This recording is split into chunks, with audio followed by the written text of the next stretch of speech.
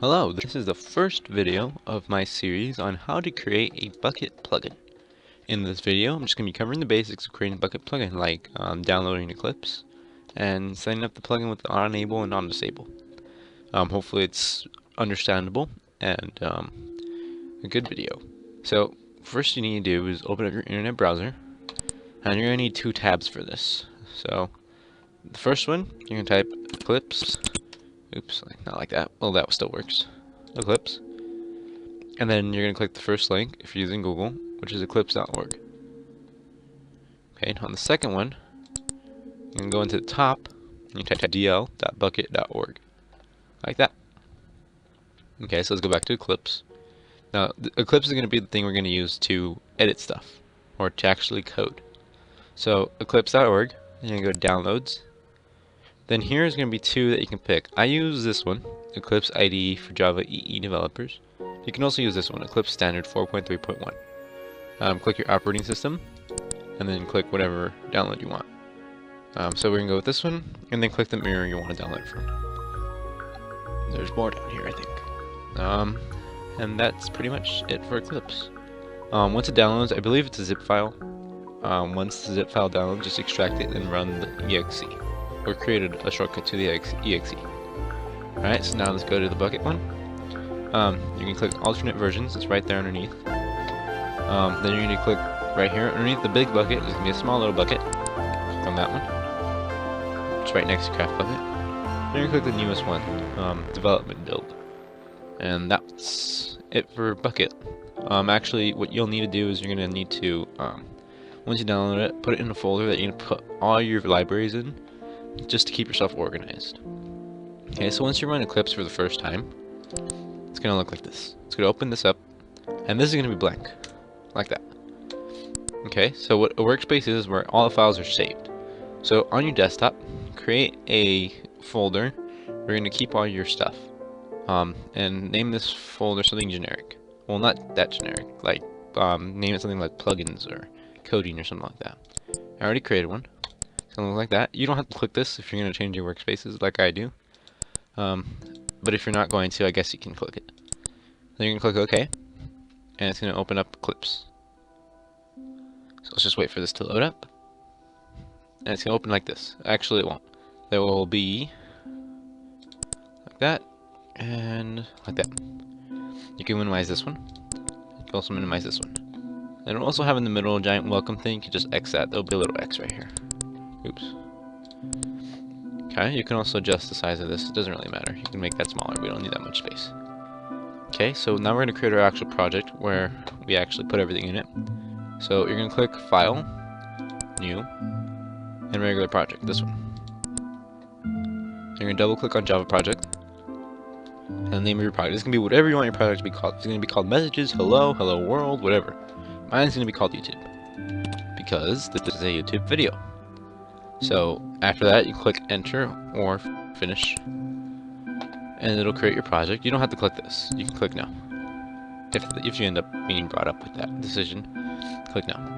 Then you're going to double click on this, so the little triangle will highlight, and you can also click on the triangle. You don't need that. That was from the previous one. Okay. So then it'll end up looking like. Okay. So it'll look like this, only without these two bottom things. Let me just get rid of that. Okay, it won't have this either.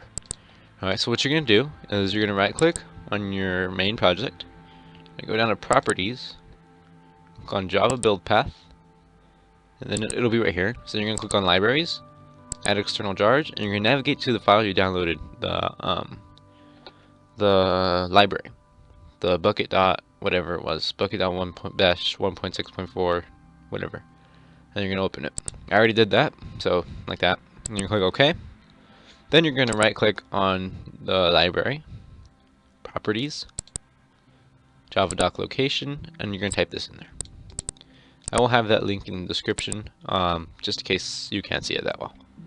You can click Validate if you want to make sure it actually works.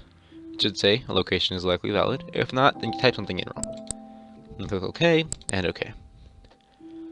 So now we can actually get into creating our actual plugin. So you're going to right click on the source, new, and package. Okay, so the package is going to be called, so there's different ways of doing this. You can go off of an email or a website. So how it works is, say your website was, this is my website, .spectralcraft. Right? So you're going to do it backwards. Net.spectralcraft.net. I mean, dev. Right? And if you're going to go with an email, so say your email was DragonCookiez. Is that 4? I can't tell. I think it is. Yeah, gmail.com. Then you're going to go com.gmail. And instead of an @ symbol, it's a dot. And then username. Now, if your username had periods, like, say your username was r-h starts s, I guess, random letters, at gmail.com, then it's going to look like this. com.gmail.r.h.s. You don't change the actual username, you just change the outside. Okay, so I'm going to go with my website, net.spectralcraft, oops, .dev. And then click finish or enter. Actually, that's not correct. You can delete that. It's going to be similar, but I forgot to add one thing to the end of it. Okay, so new package. So whatever your package is going to be, or whatever you're going to go with, using your website or your email. Okay, dot, and it's going to be your project name. So my project name is YouTube. Right. Okay, so then you're gonna right click, new, and class. This is gonna be your main file, your main class. You can name it whatever you want, just for the sake of being organized. Oops, just to be organized. Oops. Okay, so just to be organized, I go with the name of my project. So you can name it main, you can name it whatever. Okay, so and then click finish. Should open this up. Then you're going to right click on your main package, or main project, and click new, file.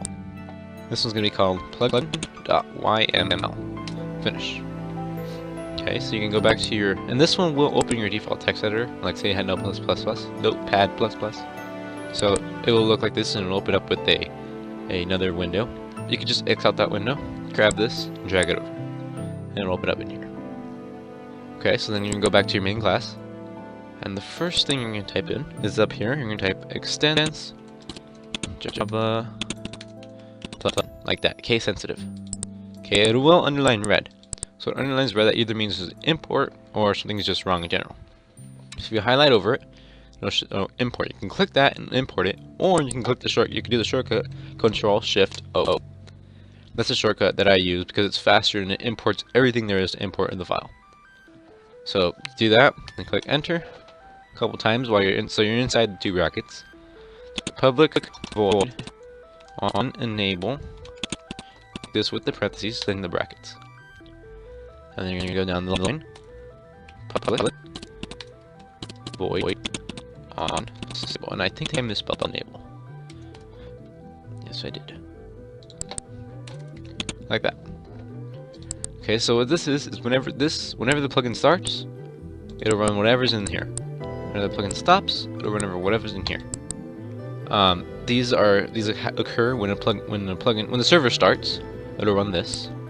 When you type /reload, it'll first stop it, which it'll run in this, and then it'll run this. When you type when the server stops, it'll run whatever's in here.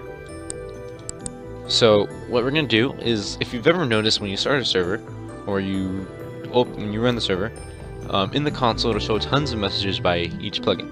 This is where you set that when the plugin actually starts, when the server actually starts. So to make a message appear in the console, you type get logger, get logger, parentheses, dot. And if you notice, it'll bring up this. There's tons of things you can do. So I believe a couple of them are severe. So if you notice, when there's an error, it'll say severe in capital letter and all that, and then like a message. You can type severe in the message. The string is surrounded by quotations. So you type the quotations in your message. So that will bring up with a little severe box. you can type info, which is what you usually use for non-enable, and then the quotations, and that will be what appears. So info and then YouTube has been enabled. Oops, not with enough. Okay, so down here, basically same format. Get logger dot info YouTube has been enabled, like that. Okay, so that's almost everything. So the on enable and on disable, don't only do this, you can do tons of other things in this. Like say we were messing with multiple classes, we can declare those classes in your on enables and on disables pretty much. And yeah, so there's another shortcut, Control-Shift-S will save every file in the project. So I do that instead of having to go over and click file, actually save all. Okay, so now you can go into your plugin.yml. First line, you're going to type name, colon. This is going to be the name of your plugin. This will appear also in the console whenever a message comes from it. So YouTube. Then you're going to type version, colon. This is going to be the version number. It could be whatever you want. I always go with 1.0. If you do intend on updating it and you do release it, you can change this whenever you update it just to stay organized. Now you're going to type in the next main, colon. And this is going to be your package. So your package, just so you can get it or understand it. Package dot main class. It's not going to look like this. Just don't write this in there. It's just so you understand how it goes. Okay.